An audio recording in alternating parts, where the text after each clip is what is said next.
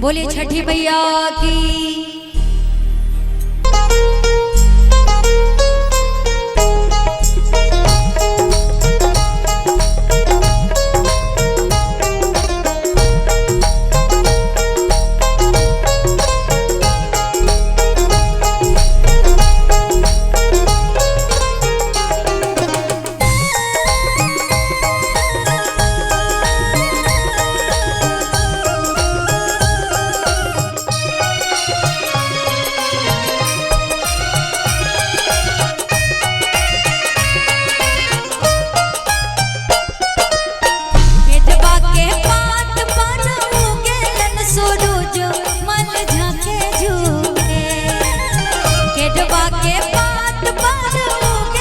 सूरज मल झाके झूके एक करेलू छठ बरतिया से झाके झूके एक करेलू छठ बरतिया से झाके झूके केटवा के बात पर उगेलन सूरज मल झाके झूके केटवा के बात पर उगेलन सूरज मल झाके झूके छठ बरतिया सजा के झूके एक करेलू छठ बरतिया सजा के झूके।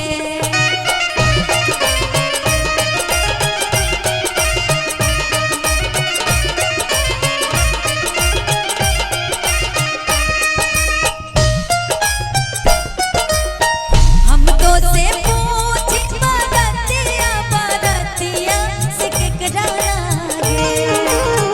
हम तो से पूछे बरतिया बरतिया से केकरा लागे एक करेलू छठ बरतिया से केकरा लागे एक करेलू छठ बरतिया से केकरा लागे।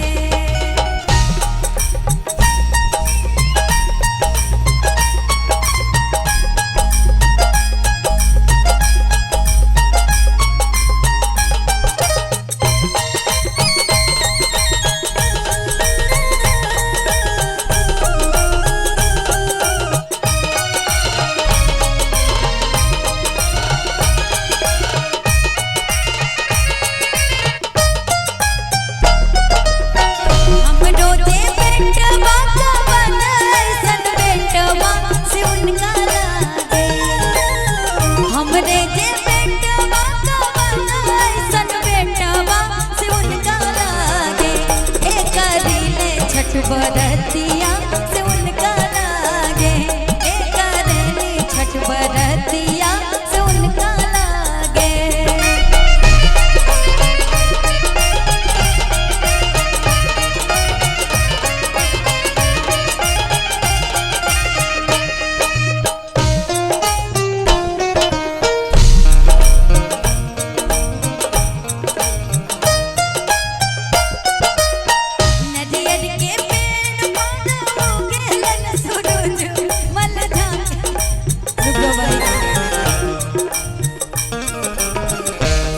ऐसे ही वाह क्या बात है।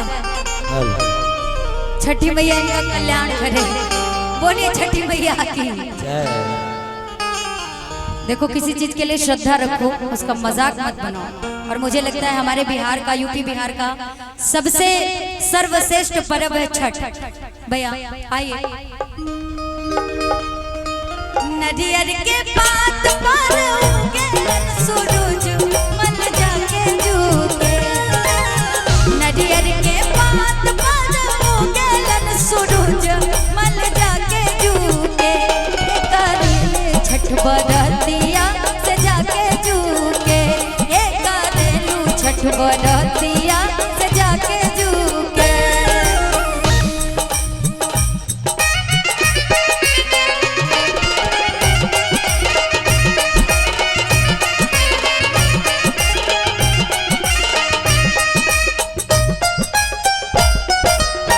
हम तो से पूछी बरतिया बरतिया